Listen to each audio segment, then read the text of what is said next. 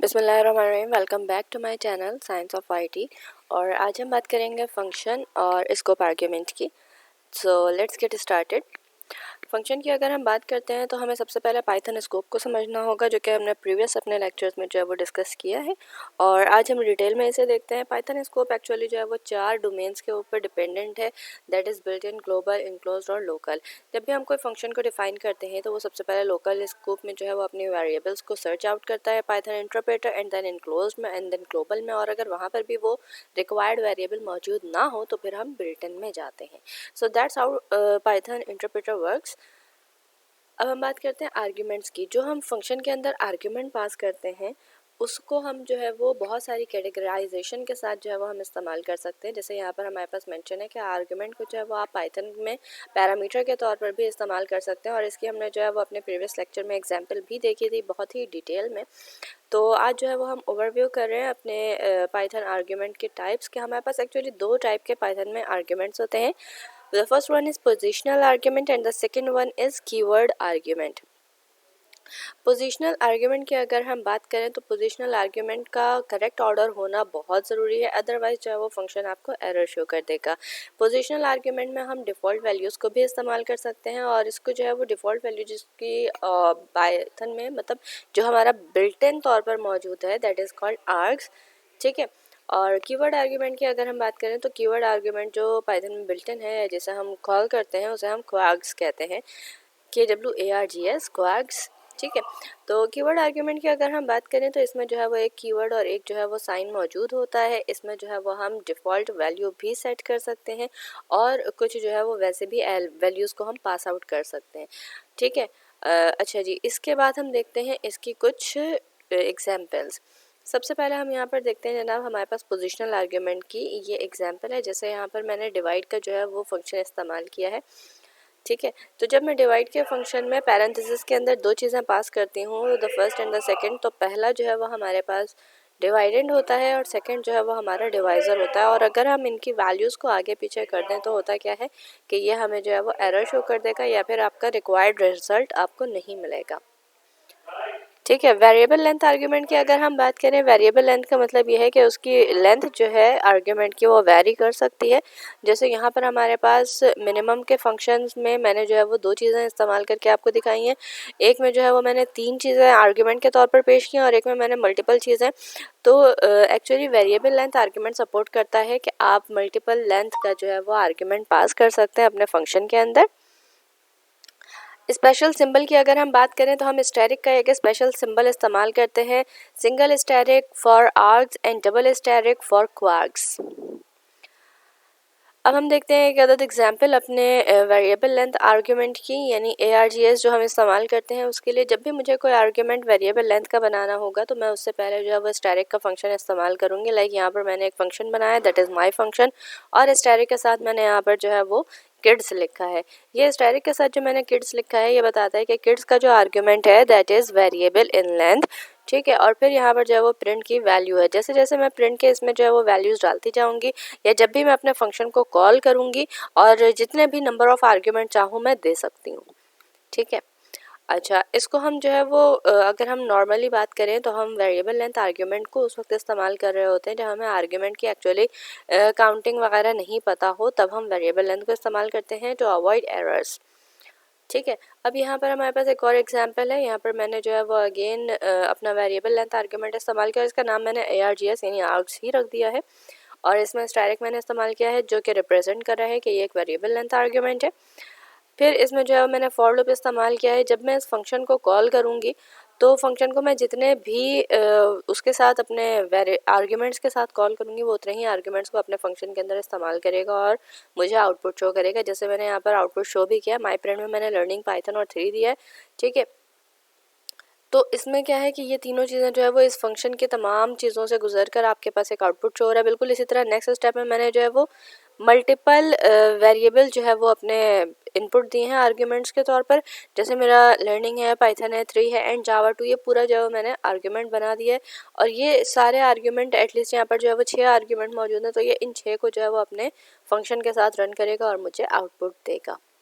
ठीक है, एक और एग्जांपल है यहाँ पर आर्ग्स की, तो आप ये देख सकते हैं यहाँ पर मैंने जो है वो वैसे ही सिमिलर जो है वो एग्जांपल इस्तेमाल किए और इस माई प्रिंट वाले फंक्शन को पहले मैंने आइडियली में रन किया था और अब मैं डायरेक्टली जो है वो फाइल के अंदर इसको रन कर सकती हूँ कुछ इस तरह से। ठीक है, अब हम आते हैं कीवर्ड आर्ग्यूमेंट की तरफ। कीवर्ड आर्ग्यूमेंट जो हम जो है वो जिसको क्वार्क्स कहते हैं और जिसके लिए हम डबल एस्टेरिक इस्तेमाल करते हैं।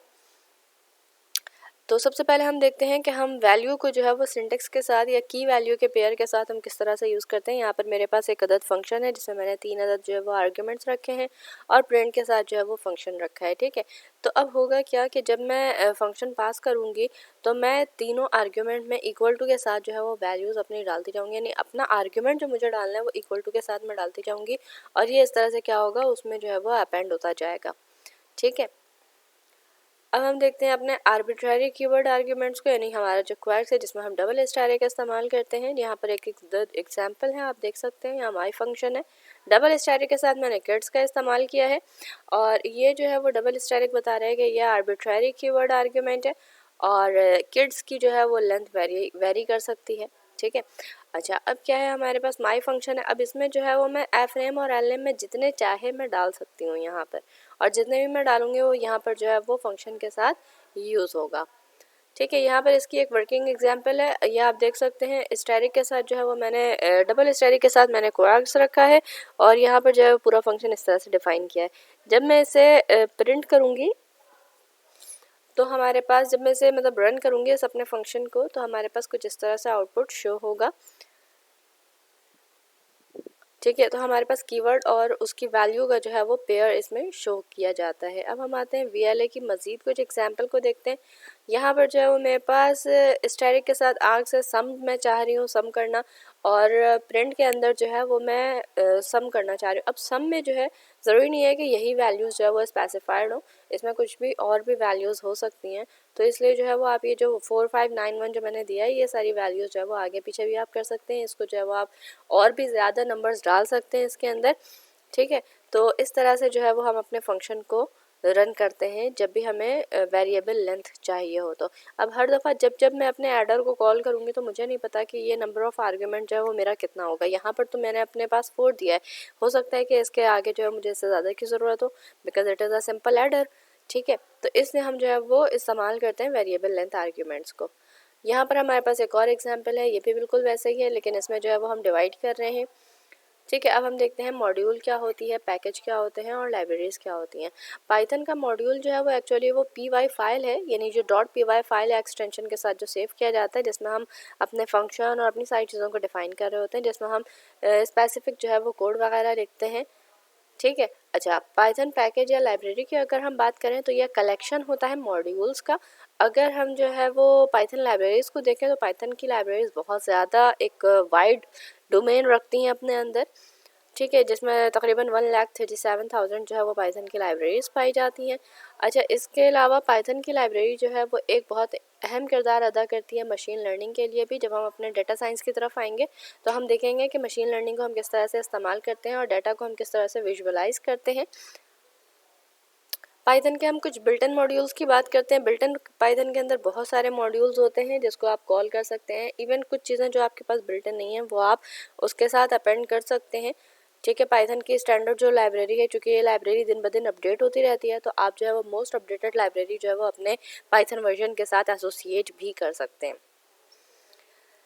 ठीक है, स्टैंडर्ड लाइब्रेरी की अगर हम बात करें तो कुछ जनरल है जो कि स्टैंडर्ड है, जो कि पाइथन के तमाम वर्जन में और तमाम जो है वो एरियाज़ में पाई जाती हैं। जैसे आप आइडियली यूज़ करें, आप जो है वो एनाकोंडा यूज़ करें, आप कुछ भी यूज़ करें पाइथन का, तो उसमें जो है ये चीज़ें जो है वो स्टैंडर्ड लाइब्रेरी की सारी चीज़ें जो है वो उसमें बिल्टन होती हैं। जैसे हमारे पास मैथमेटिकल फंक्शन है, सूडो रैंडम फंक्शन है, ठीक है, फ्रैक्शन की हैंडलिंग है, डेट टाइम के फंक्शन है, GUI के फंक्शन है, ये सारी चीज़ें जो है वो उसमें स्टैंडर्ड में मौजूद हैं स्टैंडर्ड लाइब्रेरी में। ठीक है, थर्ड पार्टी लाइब्रेरी की बात अगर हम करें तो पाइथन ने जो है वो अपना डोमेन बहुत बड़ा किया हुआ है और डे बाय डे जो है वो इसमें डेवलपमेंट हो रही है। तो बहुत सारी जो है वो इसकी लाइब्रेरीज़ आपको न्यू जो है वो मिलेंगी, इंटरनेट पर अवेलेबल है, जो कि इजी टू यूज़ है, जिसको आप अपने पाइथन के साथ एसोसिएट कर सकते हैं।